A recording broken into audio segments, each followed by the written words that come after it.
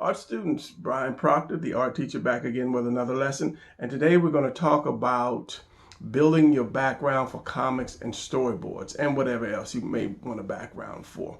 Now, the one thing that people don't realize about building background is you have to have every detail and you have to keep that same detail, especially if it's a reoccurring background. Let's just say a classroom or a bedroom or an office or something.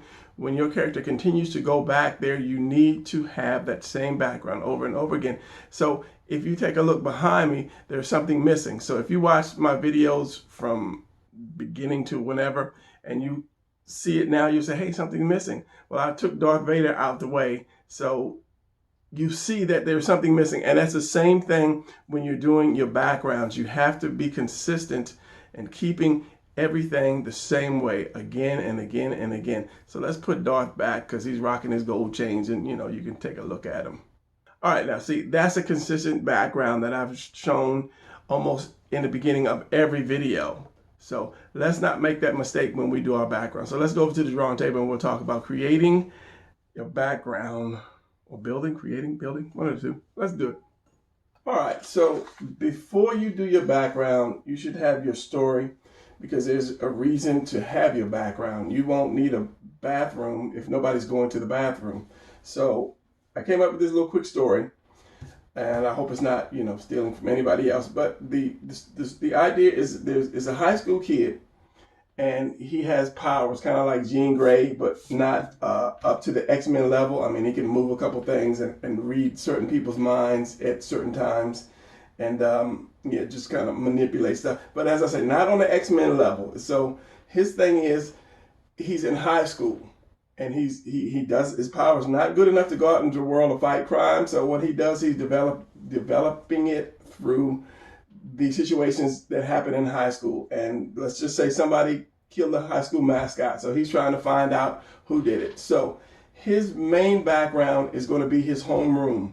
So first of all, you have to say, all right, what does a homeroom look like? You have to design your homeroom. You have to design all 4 walls. So when trying to design a background, it's easier to do something that you know something about. Like a lot of us went to school. A lot of us are in offices. A lot of us ride the bus. So you just take elements from what you know and incorporate it into what you're doing. If not, then take pictures. Go into your school and take pictures, or take pictures in the bus or wherever, so you can use that as reference. If not, go on Google Images and then just get as much reference as you can. And it might not be the exact background that you want, but you can take elements out of that to add it. So first of all, let's do this. Let's do an overhead shot. And if you're doing a room or an office or what do you call that? Where the heroes all get together, the briefing room or bat cave or whatever, it's good to look at it with an overhead shot. Putting my glasses on. So let's say this is a classroom. Let's turn this up this way. So let's say right here is my door. Hopefully you can see that because there's a lot of light. This is a new camera, and this camera, it shows the light. You come into the door. Let's say the blackboard or whiteboard is right here. Nowadays they're using like whiteboards. They do in college anyway. Let's say the teacher's desk is here. Let's move that up a little bit more because the teacher needs something to sit on. This is a stool to sit on. And that's the teacher's desk, TDESK. Door. And then let's just say over here there is a cabinet or shelf over here. So, and let's just say here are windows, 2 windows. Split that apart. So I'm naming these so that you can remember, and you do the same thing. So here you have, let's say 4 rows of desks. Let's just do this. 4 rows, 1, 2, 3, and you have to have space between those. You have space between the next 4 rows.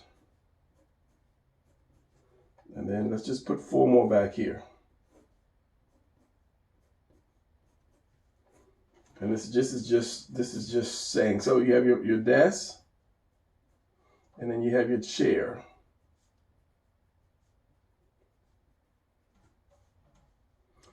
Desk, and your desk is not that long, so the space is going to be for your chair.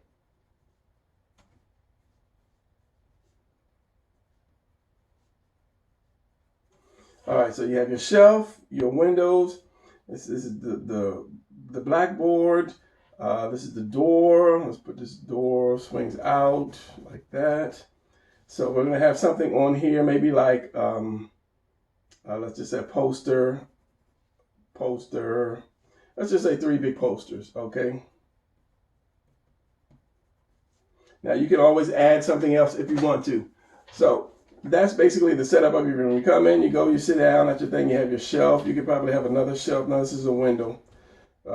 Let's just say we have something back here, just another shelf back here, or another 2 shelves back here, small shelves. Okay, so this is shelves. Now, the next thing you do is you take one of these walls. And bring it down. So now you're looking right up at the wall. Anytime I drag some paper in, this thing does not want to focus. There we go. So now, I have that. So I have my teacher's desk right here. And you don't have to put detail yet. You're still figuring out how stuff goes. You have the blackboard here. How tall do you want that? And let's put a clock right here. And you have your shelf. And this shelf is sideways. So your teacher's stool is back here, so you won't see that. You can put like something up here. Something here. And the door is way over here. So if I did this like this, the door would be over here. So we're not doing that. We're getting all 4 walls ready to go, and you can have like a globe or something on the teacher's desk. Whatever. Just think about what a teacher would have on school and the books. But things like this will continue to move. The globe will probably move, the books will move, whatever you have, just remember that. But the desk will stay the same. The blackboard will stay the same. The clock will stay the same. And whatever pictures or posters or awards, and this shelf will always be here. Make that a little taller. So, same thing. Now let's go to the other wall. This is the front wall. This is the side wall. Side wall has 2 big windows. Let's take them all the way to the ceiling. 2 big windows. Here, and your shelf is here. Shelf goes to the floor, and this could be 4 shelves, and then books or whatever on your shelf, and maybe something on top of the shelf. Just because it could be an award or something that the school got. However, you can design that. And there could be something here. But the more stuff you draw on the wall, the more you have to remember that it's there. And it could be some blinds or curtains, whatever. They let the blinds up every day. So you get the idea. So the next wall would be your door. And this could be a longer wall than this wall, because your front wall could be like this long, and your side walls could be like really, really, really long. And then your back wall right here, same thing. So, and that's a good layout for you to do. So where was I at? So this is the side wall. This is the other side wall with the door. So here's my door. Right here, maybe a little window for people to peek in when they're late, doorknob. And what did I say we had here? We had some posters. There's a door and maybe like 3 posters. And then the back wall, we do the back wall now, which is going to be shorter than this. And you have your shelf here and another shelf here. So you have designed your room. Now, let's say, I don't know, they could have a monitor or something back there, a TV monitor, but why would it be behind everybody? Unless they just have to turn the chairs around or something and look at the monitor. But that's on you as to what you place in your room. Now, the hard part comes. The things in this room that you will continue to use, your desk. Let's say your desk. This is where the designing part comes in. This is the desk that you sit at or the kids sit at. What kind of desk are you going to have? So you're going to have a flat table, and let's just say the curving metal legs like this. Like that. So curves go down like that. So screws in the top of the table. You won't see the screws. Now, or if you want to have a drawer in there, depending on the design you decide to do. But you have to design that table. You have to design the table. It looks like this from the side. These are the metal brackets or the metal legs that hold the table. Like that. And if you have a drawer, the drawer comes here and it goes like all the way back or halfway back, and it could be on rails, however. But because this is something that you're going to use, you're going to constantly use this classroom. The kid's going to be sitting at the desk. He's going to be going to the blackboard to write. The chairs they're going to be sitting in, same thing. You have to design all that. So you can do, just as I said, look online, and every time I do that with the paper, it wants to pull a piece of paper. It wants to blur. So your chairs too. You want to have to design some type of chair. You can have like a one-piece chair, a two-piece chair from the back. Let's just say like that. This is your back. It can screw in here and come around and screw in there. And then same kind of legs to match the table. So the side would be like this. And then there's your screw in part. It could be like that. Bolts here, there, and then your legs could be just the same as the table. Like that. So you'd have to design every piece from every angle. So anytime you drew that classroom, it would look the same again and again and again. So just say, put a little curve to that chair, straight back, like that.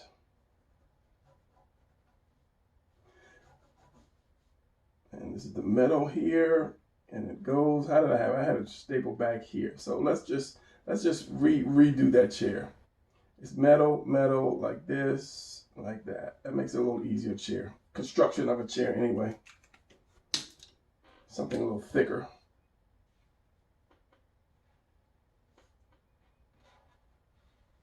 And then the metal here, it goes all the way around. So it's screwed here, and it goes here and then down. That's just one little piece, and then there's another piece bolted here and down. Now, that's one reason I love comics, because comic artists are some of the greatest artists on the planet, because you're doing so much interior, exterior, people, clothes, perspective, architecture. You're doing so many things in a comic book. And people really don't see that. They just pick up a comic book and they say, oh, here's the action, oh, look at this, look at that. But they don't understand what it takes to do that background, put the people in the background in perspective. So comic book artists are geniuses, really, because you do so much. I mean, there are people that just design buildings all their life, or people that design or paint flowers all their life, or people that draw animals all their life. But comic book artists do all that. They draw people, animals, planets, especially people when doing science fiction. They are designing and creating new things, and in their mind, they're figuring out how it would work, or if it would work, or what would happen if this happened or that happened. So comic book artists are genius. So you are in the right place, my friend. You're in the right place. Get your finger in the camera. Yes. So you want to do this. You want to do these things like this, and then keep all these in a folder. All this reference stuff, keep it in a folder. Here's an example. This is a samurai clown. This is my folder. You see how many papers are in here? And this is just certain things. These are all things for my clown, my characters. Still part of the story. Where is that? Just ideas, pin-ups. There's just so much that you do, in creating a comic book. It's not just you create a hero and a bad guy and have them fight all the time. You have to have so much stuff. That's why it takes a couple of years to actually fully develop a comic book. So don't be in a rush. A lot of people are saying, well, I can't draw a circle, I can't draw a square. Don't fixate on trying to draw this perfect circle or this perfect square, because unless you're doing a comic book with circle people and square people, this stuff is going to get covered up. Okay, this stuff is going to get covered up. If you have trouble drawing a square, this right here is a ruler. It's called a ruler. Get a ruler. Draw your square. And then you won't have to worry so much. And same thing for circles. These right here for circles. And you have some for ovals, and you also have some for squares. So don't stress trying to or putting off your book or your drawings just because you're having a problem with a circle or a square. Just draw. It'll come in time. The more you draw, the better it will become. So now, back to the room. It's going to be a short video. You're going to have to start learning how to draw your angles for your room. Getting another piece of paper, and it did it again. It did it again. Unfocused. All right. So the first thing you want to do in your background, or if you take your character, you want to see where's your character placed against one of these walls. So let's just say like this. Here's a wall. Here's my wall. You have to figure out where, and you also have to figure out where your camera is going to be placed. Why are you doing this, camera? So going in perspective, this is your eye line right here. This is your eye line. So anything below that, you're going to see the top of it. Anything above that, you're going to see the bottom of it. So we had the teacher's desk. We had the shelf right here. We had the shelf over here. And this is your point right here. Just take two lines, bring them together. This is your point. So we have the shelf right here. Bring the shelf up a little bit more. Shelf is going to be here. Bring it out. And like I say, if you're having problems with that, use a ruler. Use a ruler if you're having problems with this. There's your shelf. Going back, put your glasses back on. You might be able to see.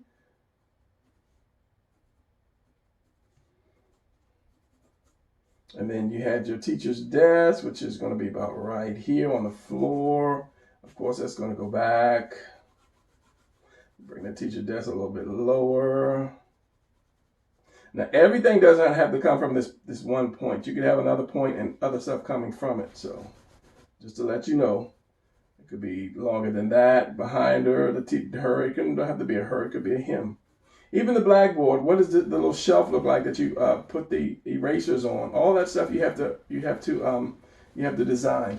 I think I might be missing something because I had a clock over here, a clock up here. You have to keep the same clock. You have a clock in your house. If you have a round clock, then look at that. Use that design. Don't try to make stuff up unless you are doing some sci-fi stuff where you need to, where you're completely making stuff up.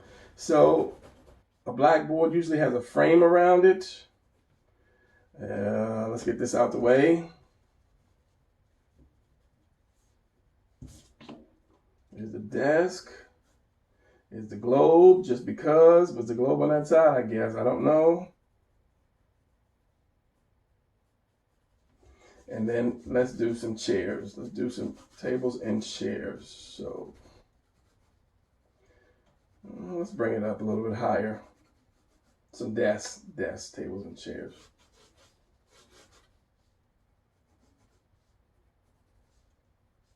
And then the chair we had here. Well, let's do couple more desks.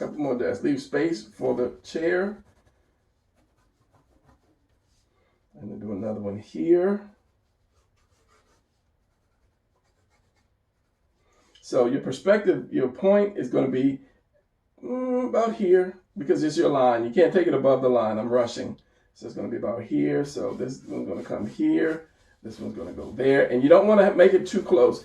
Sometimes you want your point, your vanishing point way out here, because if you do them too close, if I'm drawing, if this is my point here and I'm drawing something and everything is like right here, it throws off your view, especially if I'm trying to do some squares. So yeah. The best thing, don't do a rough sketch like I'm doing now before you try to do your final. And if the rough sketch comes out good, you can always light table it. If you can't have light table it, just draw your rough over and over and over until you get comfortable doing it. So let's just do this. There's a table here and a table here. And a chair, and I'm rushing this now. But it's got to be the same design that you did for all your material. Did I just say that right? Same design for all your material. Same design for all of your material, gadgets, whatever. Background. What am I trying to say? Legs, remember the legs curve. So, because if you stop for a while and you come back and you want to do your room and you forget how your table legs are or your chair legs are, somebody's gonna catch you with that. Especially if you get your book out, you have like book 1, and then come out with like book 4, and it's like, hey, wait a minute, what happened to that those chairs? Disappeared. This is a bad ink pen. Find another. And this is another bad one. I've got so many pens I've got just laid all over the table. I'm being lazy. This is the same one. Globe. It is. Pull out a brand new pen.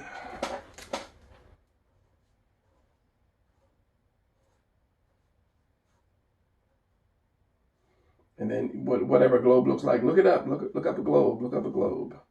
There's a top to this desk, a lip to that desk. It goes down. Maybe it has the legs like that. Here, my shelf. What did I say? 3 or 4 shelves? Okay, we'll cheat on that one.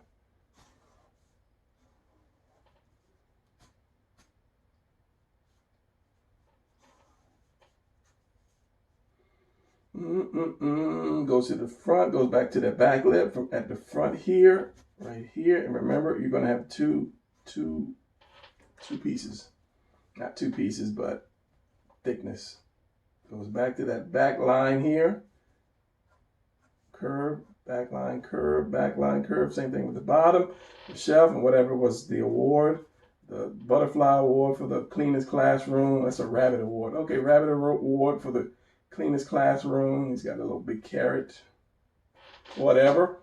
You have your desk. You have the blackboard has a frame. It has a little shelf for the chalk and the eraser. Your clock. Frame your clock nicely. It is 7 a.m. Class will be about to start in a little while. Your wall. There's a little thing at the bottom of the wall. What do you call that? I don't know what you call that right now. Goes here too. I don't know what you call that. Baseboard. Thank you. There we go. The brain is a little slow. Your desk. Remember, you have your sides for your desk. The chair, however, it's just gonna be 1-piece chair. 1 piece. That's 1 punch, Brian. It is a 1 piece. I don't know. So again, table. 1-piece chair. Your legs. So instead of seeing me draw all this, now you know where everything is. So whenever you draw your wall, whichever way you decide to draw your wall, you will know where everything goes. So if I drew the other side of the wall, if I drew this here, let's just say this here, and I wanted this is where my door is, right here. Remember, wherever you draw 2 lines, if they're converging together, just keep going down. Use a ruler if you need to. Light line, this one coming up like this. Follow those lines. Boom, wherever it connects, that's your vanishing point. And it's also your eye line going straight across. Anything above this, you'll see the bottom. Anything below that, you'll see the top. What? Anything above this, you see the bottom. Right.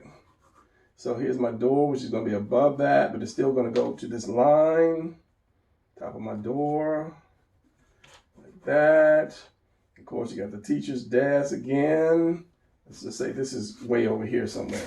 And then how far your desk from, this point.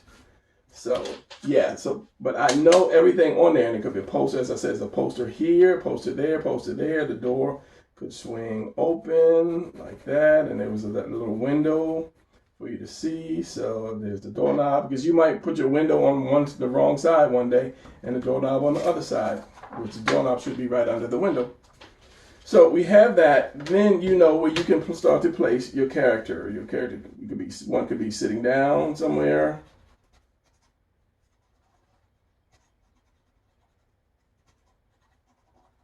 One could be over here at the bookshelf. And of course, your shoulder is going to be the same way. You can't have a straight shoulder unless he's looking forward, but if he's going to the side, he's got to be on that line too. So his shoulder's going to be like this. And maybe he's looking at something on the bookshelf. And then the head could be reaching for something.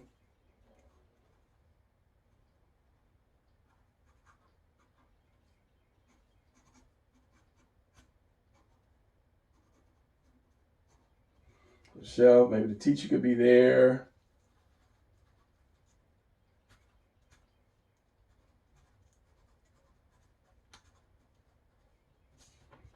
Somebody else could be, here, standing up between the tables. And you have to, another thing, you have to determine how high the tables are. So all the table legs are going to fall on this line here. So you don't want one table leg higher than the other. And same thing, when you go over to the side, your table leg is going to fall. It's going to stop on that line. Same thing here. Table leg is going to stop. If the tables remain in the same spot, if they're all uniform, they all next to each other. But if somebody kicks the table out forward, then you're going to have to bring the line back here a little bit more. Kick the table backwards, you're going to bring the line out, and the leg is going to fall there. So it's all about squares. It's all about doing this.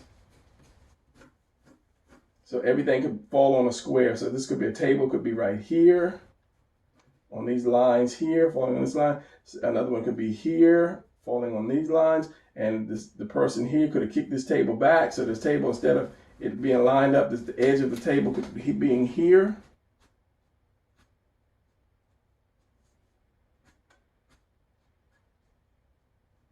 The table could be back here somewhere. So it's not going to fall on that line. It's going to be behind that line somewhere, like that. So if it's not uniform, like at the end of the day, no tables are stayed the same. So I know this is off. This is shifted so off. I have to get this camera to where it is because I see all this space over here. Where were we? Okay, so you have to do that with everything. If anything you design or any room, the bedroom of the character, same way you do the uniform. You know what the cat's uniform looks like. The guy's uniform looks like, or his clothes, or maybe it's best to do a school uniform. That way it'll be easier for you to remember. Same thing as here. I did the clown's uniform. Trials of the Samurai Clown. That's my comic book. If this is your first time looking at this video, Trials of the Samurai Clown.